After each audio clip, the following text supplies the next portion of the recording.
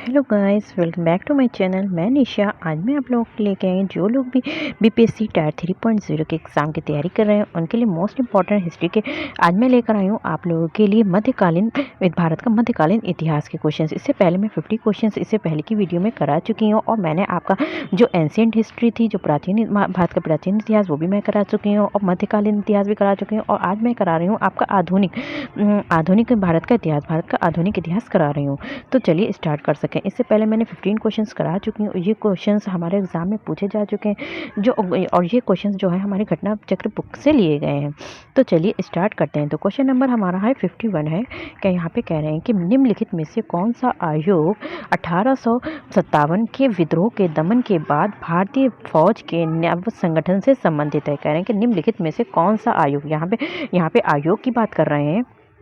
कह रहे हैं कि निम्नलिखित में से कौन सा आयोग, तो यहाँ पे आयोग कह रहे हैं कि कौन सा आयोग जो था वो 1857 के विद्रोह के दमन के बाद भारतीय फौज के नव संगठन से संबंधित है।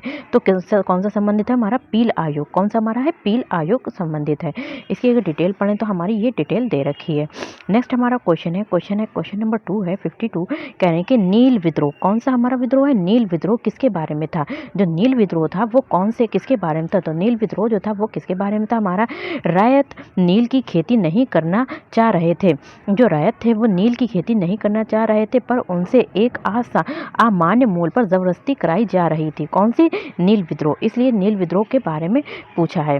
नेक्स्ट हमारा क्वेश्चन है क्वेश्चन नंबर 53 है। यहाँ पे कह रहे हैं कि नील कृषकों की दुर्दशा पर लिखी गई पुस्तक नील दर्पण के लेखक कौन है? जो नील कह रहे हैं कि जो नील कृषक थे, ठीक है, नील कृषकों की दुर्दशा, जो उनकी कंडीशन थी, उस पर जो पुस्तक लिखी गई थी नील दर्पण। कौन सी पुस्तक? पुस्तक का नाम क्या है? हमारा नील दर्पण है। कह रहे हैं कि उसके लेखक कौन थे? तो नील दर्पण के जो लेखक थे वो हमारे कौन थे? तो वो हमारे थे दीन बंधु मित्र थे। कौन थे? हमारे जो लेखक थे वो दीन बंधु मित्र थे। नेक्स्ट हमारा क्वेश्चन है क्वेश्चन नंबर 54 है। यहाँ पे कह रहे हैं क्वेश्चन नंबर 54 है। यहाँ पे है, कह रहे हैं कि वो प्रथा जिसके तहत किसान स्वयं भूमि का मालिक होता था। ऐसी कौन सी प्रथा थी जिसके तहत जो किसान था, ठीक है, जो फार्मर होते हैं, किसान होते हैं, वो स्वयं भूमि का मालिक होता है, यानी कि खुद ही भूमि का क्या होता है? मालिक होता है, ओनर होता है, और सरकार को भू राजस्व के भुगतान के लिए जिम्मेदार मानता, और सरकार को क्या मानता? भू राजस्व के भुगतान के लिए क्या मानता है? जिम्मेदार मानता। तो वो कौन सी मतलब प्रथा है? तो वो जो प्रथा है पूछी है तो वो हमारी है रैयतवाड़ी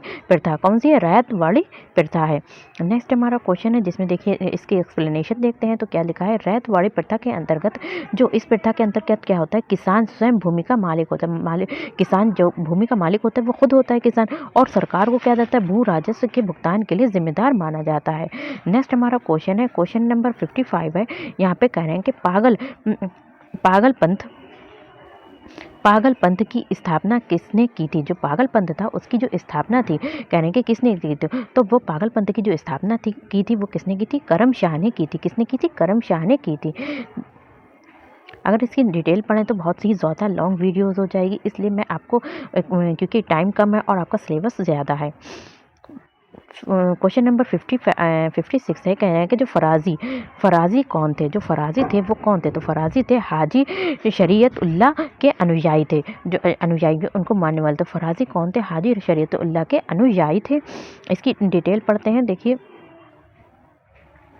तो फराजी लोग बंगाल के फरीदापुर के, जो फराजी लोग थे वो बंगाल के फरीदापुर के हाजी शरीयतुल्लाह द्वारा चलाए गए संप्रदाय के अनुयायी थे। ये लोग क्या होते हैं? अनेक धार्मिक, सामाजिक, राजनीतिक आमूल परिवर्तनों का प्रतिपादन करते थे। शरीयतुल्लाह के पुत्र दादू मियाँ, इनके जो पुत्र थे वो कौन थे? दादू मियाँ ने बंगाल से अंग्रेजों को निकालने की योजना बनाई। किसने बनाई थी? जो शरीयतुल्लाह के पुत्र दादू मियाँ ने बंगाल से अंग्रेजों को निकालने की योजना बनाई। ये विद्रोह चला 1838 से लेकर 1807 के दौरान चलता रहा। अंत में इस संप्रदाय के अनुयायी वहाबी दल में सम्मिलित हो गए।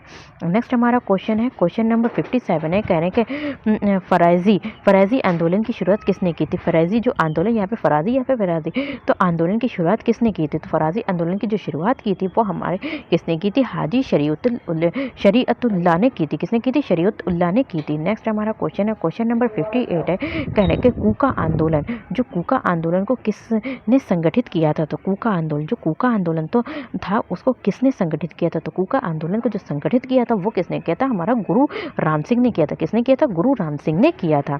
नेक्स्ट हमारा क्वेश्चन है, अगर हम इसकी डिटेल पढ़ते हैं तो बहुत ज़्यादा लॉन्ग वीडियो हो जाती है, तो चलिए इसके क्वेश्चन आंसर करते हैं। तो क्वेश्चन नंबर 59 है, कह रहे हैं कि 1875 के दक्कन के दंगों का तात्कालिक कारण क्या था? जो 1875 में जो दक्कन के दंगे थे उनका जो तात्कालिक कारण क्या था? तो 1857 कह रहे हैं कि 1857 के दंगों का तात्कालिक कारण क्या था? तो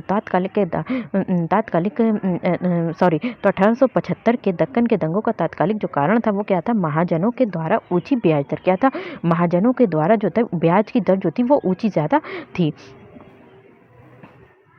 नेक्स्ट हमारा क्वेश्चन है, क्वेश्चन नंबर 60 है, कह रहे हैं कि यहाँ पे महाराष्ट्र में रमौसी कृषक जत्था किसने स्थापित? कह रहे हैं कि जो महाराष्ट्र में, कहा महाराष्ट्र में, तो जो थी क्या? रमौसी कृषक, क्या थी? रमौसी कृषक जत्था किसने स्थापित की थी? महाराष्ट्र में रमौसी कृषक जत्था जो थी वो किसने स्थापित की? तो हमारी किसने स्थापित की थी? वासुदेव बलवंत फड़के ने। किसने की थी? वासुदेव बलवंत फड़के ने की थी। किसने की थी? वासुदेव बलवंत फड़के ने की थी। तो यहाँ पे इसकी डिटेल पढ़ते हैं। देखिए, प्रारंभिक क्रांतिकारियों में अग्रणी वासुदेव बलवंत फड़के 1845 से 1883 ने बम्बई प्रेसिडेंट के रमौसी जनजातियों के लोगों को संगठित करके प्रशिक्षित लड़ाकू बल में परिवर्तित किया। इन्हें काला पानी की संज्ञा दी गई तथा 1883 में आमरण अनशन से इनकी क्या हो गई? मृत्यु हो गई। नेक्स्ट हमारा क्वेश्चन है, क्वेश्चन नंबर 61 है। यहाँ पे कह रहे हैं कि रमौसी विद्रोह सही रूप में किस भौगोलिक इलाके में हुआ था? कि जो रमौसी विद्रोह था वो जो तक किस इलाके में हुआ था? रमौसी विद्रोह सही रूप में अगर देखा जाए तो किस भौगोलिक इलाके में हुआ था? तो कहाँ हुआ था? हमारा पश्चिमी घाट में हुआ था। कहाँ हुआ था? जो रमौसी विद्रोह हुआ था वो अगर सही से देखा जाए तो वो पश्चिमी घाट में हुआ था। नेक्स्ट हमारा क्वेश्चन है, क्वेश्चन नंबर 62 है, कह रहे हैं कि वगेरा विद्रोह कहाँ हुआ था? वगेरा विद्रोह जो हुआ था वो कहाँ हुआ था? तो वगेरा विद्रोह जो हुआ था बड़ौदा में हुआ था। कहाँ हुआ था? हमारा बड़ौदा में हुआ था। ये क्वेश्चन हमारा पीपीएससी में पूछा गया, प्री में पूछा गया था 2015 में। नेक्स्ट हमारा क्वेश्चन है, क्वेश्चन नंबर 63 है, कह रहे हैं कि मानव बलि प्रथा का निषेध करने के कारण, जो मानव बलि प्रथा का निषेध करने के कारण अंग्रेजों के विरुद्ध विद्रोह करने वाली जनजातियों का नाम बताइए। तो अंग्रेजों के विरुद्ध विद्रोह करने वाली जो जनजातियां थी, कह रहे हैं कि मानव बलि प्रथा का निषेध करने के कारण अंग्रेजों के विरुद्ध, जो किसके विरुद्ध? तो अंग्रेजों के विरुद्ध विद्रोह करने वाली जनजातियों का नाम बताइए। तो कौन थी? खोंड जनजाति थी। कौन सी थी? खोंड जनजाति थी। इसकी डिटेल देखते हैं। तो खोंड जनजाति के लोग तमिलनाडु से लेकर बंगाल और मध्य भारत तक फैले विस्तृत पहाड़ी क्षेत्रों में रहते थे। जो खोंड जनजाति के लोग थे वो तमिलनाडु से लेकर, कहाँ से लेकर? तमिलनाडु, यहाँ पे तमिलनाडु है, तो तमिलनाडु से लेकर बंगाल और मध्य भारत तक फैले विस्तृत पहाड़ी क्षेत्रों में रहते थे। और पहाड़ी क्षेत्र होने के कारण वे वस्तुतः स्वतंत्र थे। क्यों थे? क्योंकि वहाँ पर क्षेत्र कौन सा था? पहाड़ी थे, इसलिए वो क्या थे? स्वतंत्र थे, फ्रीडम थे। इन्होंने 1837 से 1856 ईस्वी तक हिंदुओं के विरुद्ध विद्रोह किया। किसने किया? जो खोंड जनजाति के लोग थे। इस आंदोलन का नेतृत्व युवा राजा के नाम पर चक्र बिसाई ने किया और विद्रोह का जो मुख्य कारण था, ब्रिटिश सरकार द्वारा मानव बलि को प्रतिबंधित करने के प्रयास, अंग्रेजों द्वारा नए करों का करारोपण और अनेक क्षेत्रों में जमींदारों तथा साहूकारों से प्रवेश से संबंधित थे, जिनके कारण आदिवासियों को अनेक कष्टों का सामना करना पड़ा। इसके कारण जो था क्या था? जो आदिवासी थे उनको बहुत ज़्यादा अनेक कष्टों का सामना करना पड़ा। अंग्रेजों ने एक मरीहा एजेंसी गठित की। किसने की थी? यहाँ पे कहने के जो अंग्रेज थे उन्होंने एक मरीहा एजेंसी गठित की, जिसके विरुद्ध खंडों ने विद्रोह किया। किसके द्वारा? खंडों ने जो विद्रोह किया था वो क्यों किया था? क्योंकि अंग्रेजों ने एक मरिया एजेंसी को गठित कर दिया था, इसलिए उन्होंने जो था जिसके विरुद्ध खंडों ने विद्रोह किया। परंतु 1855 ईस्वी में चक्र बिसोई लुप्त हो गया, जिसमें चक्र बिसोई जो था वो क्या हो गया? लुप्त हो गया, जिसके बाद ये आंदोलन क्या हो गया? अपने आप समाप्त हो गया। नेक्स्ट क्वेश्चन है, क्वेश्चन नंबर 64 है, कह रहे हैं कि जो छोटा नागपुर जनजाति विद्रोह कब हुआ था? जो छोटा नागपुर जनजाति विद्रोह जो कह रहे हैं हैं कि कब हुआ था, किस सन में हुआ था। तो यहाँ पे कह रहे हैं कि देखिए इसमें जो आंसर दे रखा है कोई भी आंसर नहीं दे, क्योंकि छोटा नागपुर जो विद्रोह हुआ था, यहाँ पे कह रहे हैं कि जो छोटा नागपुर जनजाति विद्रोह के नाम से कोई विद्रोह नहीं हुआ, तो इसलिए जब विद्रोह ही नहीं हुआ तो उसकी क्या है, कोई भी डेट नहीं हो गई। तो कह रहे हैं कि यहाँ पे बात करें छोटा नागपुर जनजाति विद्रोह के नाम से कोई विद्रोह नहीं हुआ, फिर भी इस क्षेत्र में हुए विद्रोह की एक लंबी श्रृंखला है जिसे अलग अलग नामों से जाना जाता है। दिए गए विकल्प में कोई भी तिथि किसी भी विद्रोह का सही समय नहीं दे रखा है, ठीक है। तो इस क्षेत्र में कोल विद्रोह जो हुआ था वो कोल विद्रोह, अगर कोल विद्रोह की बात करते हैं तो वो 1831 से 32 तक में हुआ था। संताल विद्रोह जो हुआ था वो 1855 से 56 तक हुआ था, तथा मुंडा विद्रोह जो था 1899 में हुआ था। अतः कोई विकल्प सही नहीं है। नेक्स्ट हमारा क्वेश्चन है, क्वेश्चन नंबर 65 है। यहाँ पे कह रहे हैं कि 1855 ईस्वी में संथालों ने किस अंग्रेज कमांडर को हराया था। जो 1855 ईस्वी थी उसमें जो था संथालों ने, किसने, यहाँ पे संथालों की बात हो रही, तो संथालों ने किस कारण, जो 1855 ईस्वी में संथालों ने किस अंग्रेज कमांडर को हराया था। यहाँ पे अंग्रेज को हराया था, किस अंग्रेज कमांडर को हराया था, तो किसे हराया था, मेजर बारो को हराया था। किसे हराया था, मेजर बारो को हराया था। यहाँ पे इसकी डिटेल पढ़ते हैं तो क्या देखिए 1855 ईस्वी में संथालों ने भगलपुर क्षेत्र के भोगनाडीह तालुके में विद्रोह कर दिया था। किसने किया था, विद्रोह कर दिया था। इन्होंने एक साथ पुलिस और डिकोओं पर आक्रमण किए थे, जिसका नेतृत्व सिद्धो, कान्हो, चांद और भैरव ने किया था। संथाल विद्रोह को दबाने के लिए मेजर बारो के नेतृत्व में एक सेना भेजी गई, जिसे पीर पैती युद्ध संथालों ने हरा दिया था। नेक्स्ट हमारा क्वेश्चन है, क्वेश्चन नंबर 66 है। यहाँ पे कह रहे हैं कि ईस्वी सन 1855 में संताल विद्रोह का जो नेतृत्व था, जो संताल विद्रोह हुआ था उसका जो नेतृत्व था वो किसने किया था। तो संताल विद्रोह का जो नेतृत्व किया था वो हमारा किया था सिद्धो और कान्हो ने किया था। किसने किया था, सिद्धो और कान्हो ने किया था। नेक्स्ट हमारा क्वेश्चन है, क्वेश्चन नंबर 67 है। कह रहे हैं कि मुंडाओं ने विद्रोह खड़ा किया। जो मुंडाओं थे, तो मुंडाओं ने जो विद्रोह किया था, खड़ा किया था, वो कब किया था। तो मुंडाओं ने विद्रोह जो किया था वो कब किया था, हमारा 1895 ईस्वी में किया था, खड़ा किया था। नेक्स्ट हमारा क्वेश्चन है 68 है। कह रहे हैं कि उल गुलान, कह रहे हैं कि जो उल गुलान विद्रोह किससे जुड़ा हुआ है। उल गुलान विद्रोह, कौन सा विद्रोह, उल गुलान विद्रोह जो है वो किससे जुड़ा हुआ था। तो उल गुलान जो विद्रोह था वो बिरसा मुंडा से जुड़ा हुआ था। किससे जुड़ा हुआ था, बिरसा मुंडा से जुड़ा हुआ था।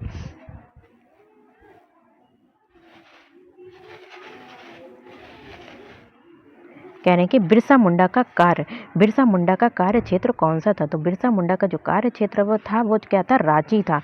क्या था, रांची था। बिरसा मुंडा का जो कार्य क्षेत्र था वो कौन सा था, रांची था। ये क्वेश्चन भी हमारा प्री में 2008 में पूछा गया है।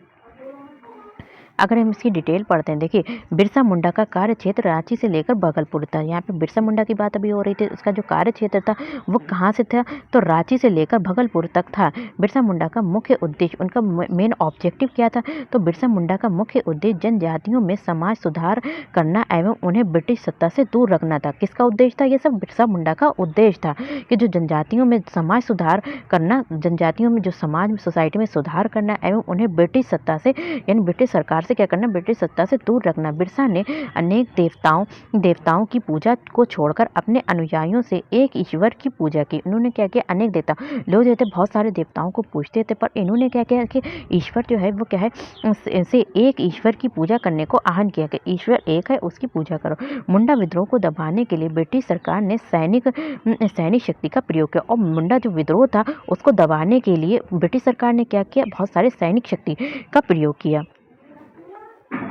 नेक्स्ट हमारा क्वेश्चन है, क्वेश्चन नंबर 70 है। यहाँ पे कह रहे हैं, क्वेश्चन नंबर 70 है, कह रहे हैं कि 1899 से लेकर 1900 ईस्वी तक की मुंडा क्रांति का नेता कौन था। 1899 से 1900 ईस्वी की मुंडा क्रांति का नेता कौन था। जो मुंडा क्रांति थी उसका नेता कौन था, तो मुंडा क्रांति का जो नेता था वो कौन सा था, बिरसा मुंडा था। कौन था, बिरसा मुंडा था। नेक्स्ट हमारा क्वेश्चन है, क्वेश्चन नंबर 71 है। यहाँ पे कह रहे हैं कि बिरसा मुंडा किसके पक्ष में था। जो बिरसा मुंडा था वो किसके पक्ष में था, तो बिरसा मुंडा जो था वो किसके पक्ष में था, पक्ष की बात कर रहे हैं तो वो किसके पक्ष में था, झारखंड के पक्ष में था। देखिए, तो जो बिरसा मुंडा झारखंड के पक्ष में था। जो बिरसा मुंडा था वो क्या था, झारखंड के पक्ष में था। यद्यपि बिरसा मुंडा का आंदोलन असफल हो गया, यद्यपि कह रहे हैं कि बिरसा मुंडा का आंदोलन सफल हो गया एवं झारखंड राज्य की स्थापना अधूरी रह गई। तत्काल कालांतर में जब बिहार का विभाजन कर झारखंड राज्य की स्थापना की गई, तब बिरसा मुंडा को श्रद्धांजलि देने हेतु झारखंड राज्य की स्थापना बिरसा मुंडा के जन्म दिवस अर्थात 15 नवंबर के दिन की गई।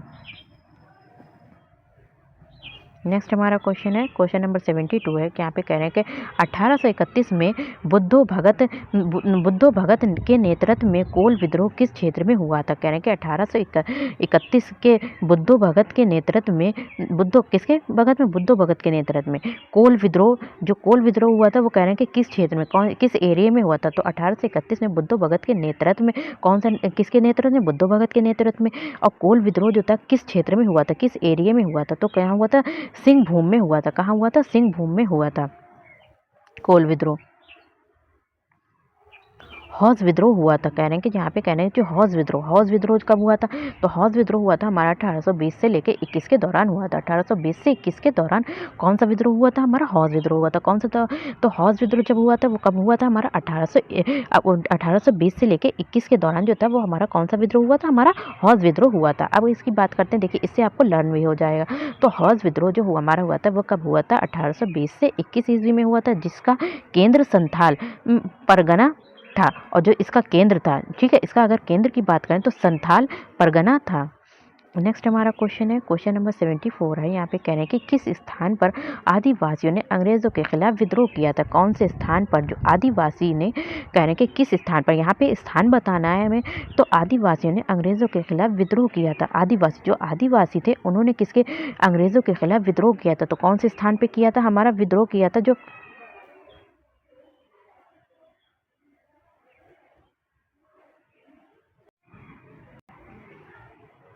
तो इसका जो आंसर है हमारा, कह रहे हैं कि उपयुक्त में से कोई नहीं, उपयुक्त में से एक से अधिक, या तो इसमें में से क्या है, इसका आंसर हमारा क्या होगा, ई होगा। नेक्स्ट हमारा क्वेश्चन है, क्वेश्चन नंबर 75 है। यहाँ पे कह रहे हैं 75 क्वेश्चन नंबर है। कह रहे हैं कि इनमें से किसने ईस्ट इंडिया कंपनी के कंट्रोल के खिलाफ बगावत नहीं की। कह रहे हैं कि ईस्ट इंडिया, इसमें से किसने, हमें एक को बताना है कि अंग्रेजी ईस्ट इंडिया कंपनी के कंट्रोल के खिलाफ जो थी बगावत नहीं की। तो किसने की थी, हैदराबाद का निज़ाम ने। किसने, हैदराबाद का निज़ाम ने।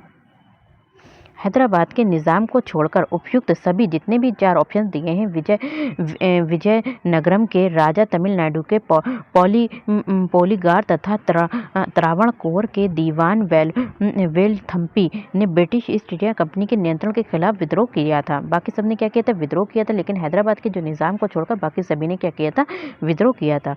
क्वेश्चन नंबर 76 है। कह रहे हैं कि बंकिम चंद्र चटर्जी के आनंद मठ में किस विद्रोह का उल्लेख है। तो बंकिम चंद्र चटर्जी के आनंद मठ में किस विद्रोह का उल्लेख है। तो किसका विद्रोह का उल्लेख है, सन्यासी का उल्लेख है। नेक्स्ट हमारा क्वेश्चन है, यहाँ पे देखिए इसकी डिटेल देखते हैं कि यहाँ पे कह रहे हैं कि बंकिम चंद्र चटर्जी कीर्ति आनंद मठ का कथानक सन्यासी विद्रोह पर आधारित है। जो बंकिम चंद्र चटर्जी की जो कीर्ति है आनंद मठ, तो आनंद मठ का कथानक सन्यासी विद्रोह पर आधारित है। जो आनंद मठ का कथानक जो है, कथा लिखी है, वो सन्यासी विद्रोह पर आधारित है। वंदे मातरम गीत आनंद मठ से लिया गया, और जो वंदे मातरम गीत है वो हमारा किससे लिया गया, वो कीर्ति क्या है, आनंद मठ से लिया गया है। नेक्स्ट हमारा क्वेश्चन है, क्वेश्चन नंबर 77 है। कह रहे हैं कि अफगानिस्तान के प्रति आक्रमण नीति किस वायसराय ने अपनाई थी। जो कह रहे हैं कि अफगानिस्तान के प्रति आक्रमण नीति किस वायसराय ने अपनाई थी। तो किसने अपनाई थी, लॉर्ड लिटन ने। किसने अपनाई थी, लॉर्ड लिटन ने अपनाई थी। क्वेश्चन नंबर 78 है। कह रहे हैं कि 1878, कह रहे हैं कि क्वेश्चन नंबर क्या है, 78 है। कह रहे हैं कि 1878 का वर्नाक्यूलर प्रेस एक्ट किसने रद्द किया था। 1878 का वर्नाक्यूलर प्रेस एक्ट किसने रद्द किया था, किसने रद्द कर दिया था। तो किसने रद्द किया था, लॉर्ड रिपन ने। किसने, लॉर्ड रिपन ने रद्द कर दिया था। क्वेश्चन नंबर 79 है। यहाँ पे कह रहे हैं कि स्थाई बंदोबस्त किसके साथ किया गया? तो स्थाई बंदोबस्त जो किया गया था वो किसे के साथ किया गया? जमींदारों के साथ किया गया था।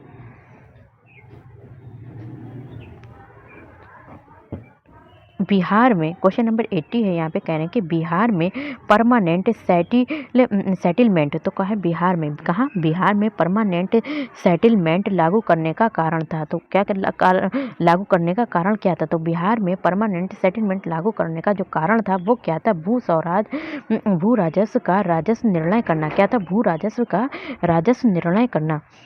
परमानेंट सेटलमेंट लागू करने का कारण यही था बिहार में। नेक्स्ट हमारा क्वेश्चन है, क्वेश्चन नंबर 81 है। कह रहे हैं कि रैयत वाली व्यवस्था सर्वप्रथम कहाँ लागू की गई थी? जो रैयत वाली व्यवस्था थी वो सर्वप्रथम कहाँ लागू की गई थी? कौन से एरिया में कहाँ लागू की गई थी? तो कहाँ लागू की गई थी? मद्रास में लागू की गई थी। क्वेश्चन की डिटेल देखते हैं कि रैयत वाड़ी व्यवस्था सर्वप्रथम, जो रैयत वाड़ी व्यवस्था थी वो सबसे पहले जो थी हमारी मद्रास प्रेसिडेंसी में अलेक्जेंडर रेड के द्वारा 1792 ईस्वी में तमिलनाडु के 12 महल क्षेत्र में लागू किया गया। इसके बाद ये व्यवस्था बम्बई प्रेसिडेंसी में भी लागू की गई। टॉमस मुनरो का संबंध रैयत वाड़ी व्यवस्था से है, और जो टॉमस मुनरो का जो संबंध है वो कैसे? रैयत वाड़ी व्यवस्था से है। नेक्स्ट हमारा क्वेश्चन है, क्वेश्चन नंबर 82 है। कहने के रिक्त स्थान की पूर्ति कीजिए। डैश में बंगाल और बिहार भूमि पर किराएदारों के अधिकारों को बंगाल किराएदारी अधिनियम द्वारा दिया गया। कहने के डैश में, कहा डैश में मतलब कब? यहाँ पे सन पूछ रहे हैं। में डैश में बंगाल और बिहार में, कहा बंगाल और बिहार में भूमि पर किराएदारों के अधिकारों का, भूमि पर किराएदारों के, भूमि पर जो होते हैं वो जो किराएदार होते हैं, कहने के किराएदारों के अधिकारों को बंगाल किराएदारी अधिनियम द्वारा दिया गया था। कब दिया गया था? 1885 ईस्वी में दिया गया था। नेक्स्ट हमारा क्वेश्चन है, क्वेश्चन नंबर हमारा है 83। कहने के सत्यार्थ प्रकाश की रचना की गई थी। सत्यार्थ प्रकाश की जो रचना की गई थी वो किसके द्वारा की गई थी? स्वामी दयानंद सरस्वती के द्वारा की गई थी सत्यार्थ प्रकाश की रचना।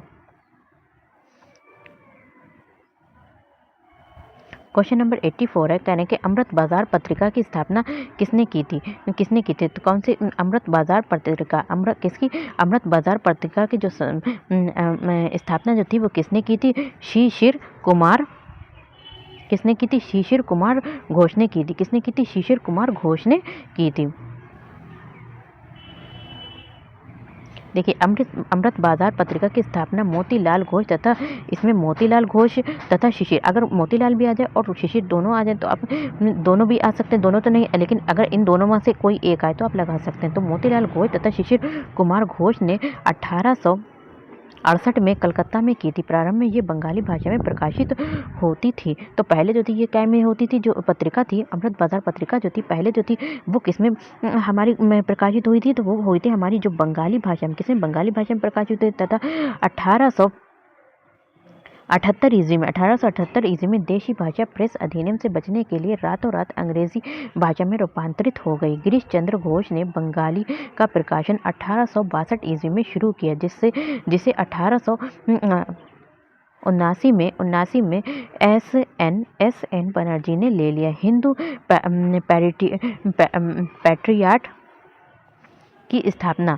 पैट्रियाट की जो स्थापना भी गिरीश चंद्र घोष ने की। बाद में हरीश चंद्र मुखर्जी इसके संपादक बने। क्वेश्चन नंबर 85 है। यहाँ पे कह रहे हैं निम्न अखबारों में से कौन सा मुख्यतः उदारवादियों की नीतियों का प्रचारक है? कहने के निम्न अखबारों में से कौन सा ज़्यादातर जो मुख्यतः है वो उदारवादियों की नीति का प्रचारक है? तो वो कौन है? लीडर।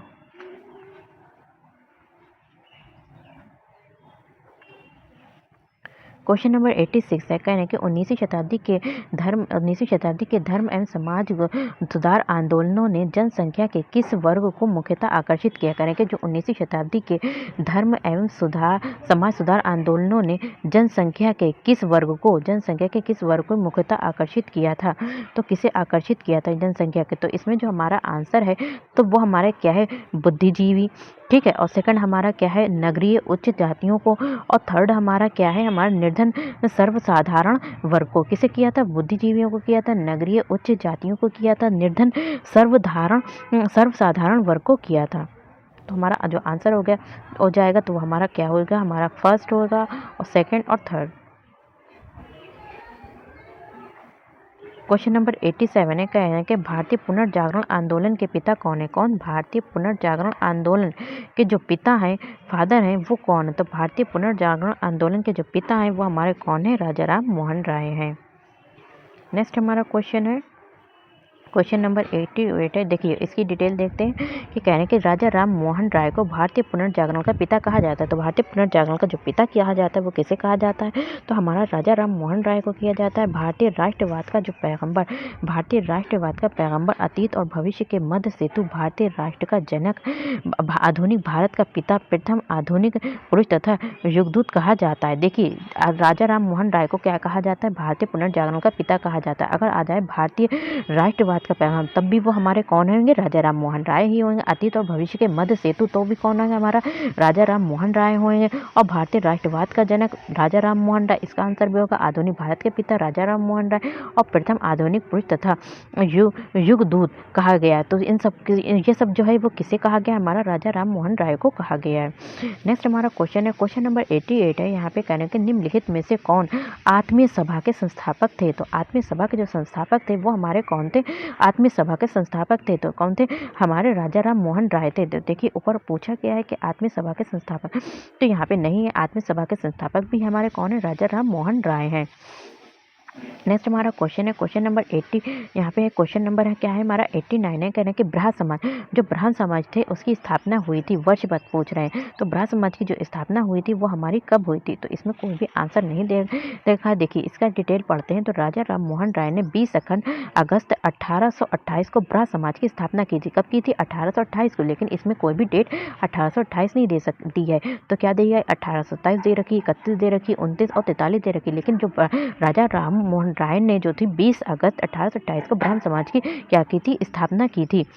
एक नए समाज की स्थापना की, जिसे आगे चलकर ब्राह्मण समाज के नाम से जाने गया। इस समाज ने मूर्ति पूजा का विरोध किया। इस समाज, जो ये समाज था उसमें क्या था? मूर्ति पूजा का क्या किया गया?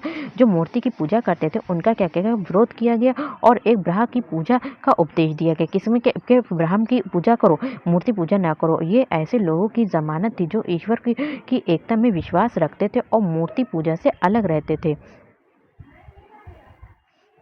इस नवीन धर्म में सामाजिक रीति रिवाजों एवं धार्मिक कर्म कांडों के लिए कोई स्थान नहीं था। ब्राह्मण जो समाज था, ब्राह्मण समाज ने रंग, वर्ण तथा मत पर विचार किए बिना मानव मात्र के प्रति प्रेम तथा जीवन की उच्चतम विधि के रूप में मानवता की सेवा पर बल दिया। दिए गए विकल्प में कोई भी विकल्प सही नहीं। अगर क्वेश्चन आ गया तो आपका कि राजा राम मोहन राय ने ब्राह्मण समाज की जो स्थापना की गई थी, तो वो कब की गई थी? हमारी 20 अगस्त 1828 में की गई थी। क्वेश्चन नंबर 90 है। कह रहे हैं कि यहाँ पे राजा राम मोहन राय द्वारा ब्राह्मण समाज की स्थापना की गई। तो राजा राम मोहन राय द्वारा ब्राह्मण समाज की जो स्थापना की गई थी वो कब की गई थी? तो 1828 में की गई। देखिए ये क्वेश्चन सभी पूछा गया था लेकिन उसमें कोई भी आंसर नहीं था। लेकिन आपको अगर आंसर पता है तो आप उसको टिक करेंगे। कब की गई थी? 1828 में की गई थी। सती और गैर कानूनी किसने घोषित किया था? सती और गैर कानूनी, कह रहे हैं कि जो सती और गैर कानूनी किसने घोषित किया था? तो सती को गैर कानूनी, इन्होंने जो सती था उसको गैर कानूनी घोषित किया। तो वो कह रहे हैं कि किसने किया था? तो विलियम बेंटिक ने सती को क्या बताया था? गैर कानूनी है। तो सती को गैर कानूनी घोषित किया था। किसने किया था? यहाँ पे विलियम बेंटिक ने किया था। देखिए लॉर्ड विलियम बेंटिक ने दिसंबर 1829 में नियम 17 द्वारा सती प्रथा पर प्रतिबंध लगा दिया। तो कह रहे हैं कि विलियम बेंटिक ने जो था दिसंबर 1829 में नियम कौन सा था? हमारा 17 द्वारा नियम 17 द्वारा जो था सती प्रथा पर क्या लगा दिया था? प्रतिबंध लगा दिया था, रोक लगा दी थी। प्रारंभ में ये कानून केवल बंगाल प्रेसिडेंसी में लागू किया गया। शुरू में जो था जो कानून था वो कहाँ लागू किया गया था? हमारा बंगाल प्रेसिडेंसी में लागू किया गया। परंतु 1830 ईस्वी में इसे बम्बई और मद्रास प्रेसिडेंसियों में भी लागू किया गया। कहाँ लागू किया गया? इसे बम्बई और मद्रास प्रेसिडेंसियों में भी लागू किया गया। पहले ये बंगाल में हुआ था, फिर कहाँ हुआ था? बम्बई और मद्रास में भी लागू किया गया। नेक्स्ट हमारा क्वेश्चन है प्रार्थना समाज। कौन सा? प्रार्थना समाज के संस्थापक कौन थे? प्रार्थना समाज के जो संस्थापक थे वो कौन थे? आत्माराम पांडुरंग। कौन थे? आत्माराम पांडुरंग थे। कौन? प्रार्थना समाज के। ब्राह्मण समाज की स्थापना अलग है और प्रार्थना समाज के संस्थापक अलग है।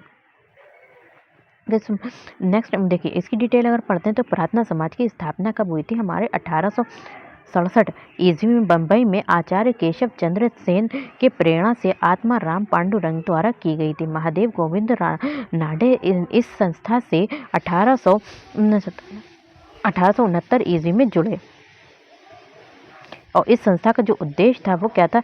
जाति प्रथा का विरोध, स्त्री पुरुष की विवाह की आयु में वृद्धि, जो स्त्री पुरुष का जो विवाह होता था उनकी क्या करना था? एज में वृद्धि, विधवा हुए तो उनका विवाह, स्त्री शिक्षा को प्रोत्साहन देना था। और अनाडे का सामाजिक सुधार आंदोलन 19वीं शताब्दी के अंत तक सफलतापूर्वक जारी रहा। नेक्स्ट हमारा क्वेश्चन है, क्वेश्चन नंबर 93 कहने 19वीं शताब्दी के उत्तरार्ध में नव हिंदूवाद के सर्वश्रेष्ठ प्रतिनिधि थे। कहने कि 19वीं शताब्दी के उत्तरार्ध में नव हिंदू के सर्वश्रेष्ठ प्रतिनिधि थे। कौन थे? हमारे स्वामी विवेकानंद थे। कौन थे? स्वामी विवेकानंद थे। कहने कि स्वामी विवेकानंद ने 1857 ईस्वी में रामकृष्ण मिशन की स्थापना की थी। तो रामकृष्ण मिशन की जो स्थापना थी, अगर क्वेश्चन आ गया कि रामकृष्ण मिशन की स्थापना किसने की थी, तो रामकृष्ण मिशन की स्थापना जो थी स्वामी विवेकानंद ने की थी। और कब की थी? वो 1897 ईस्वी में की थी। तो स्थापना अपने गुरु की स्मृति में की थी। उन्होंने संन्यास धारण करके धार्मिक ग्रंथों का विशद अध्ययन किया। उन्होंने क्या था? संन्यास कर लिया, संन्यास से ही हो गए, और करके धार्मिक ग्रंथ थे उनका विशद अध्ययन किया, बहुत ज़्यादा अध्ययन किया। अपने गुरु की शिक्षाओं की व्याख्या को साकार करने का श्रेय स्वामी विवेकानंद 1862 से 1902 को है। उन्होंने इस शिक्षा का साधारण भाषा में वर्णन किया।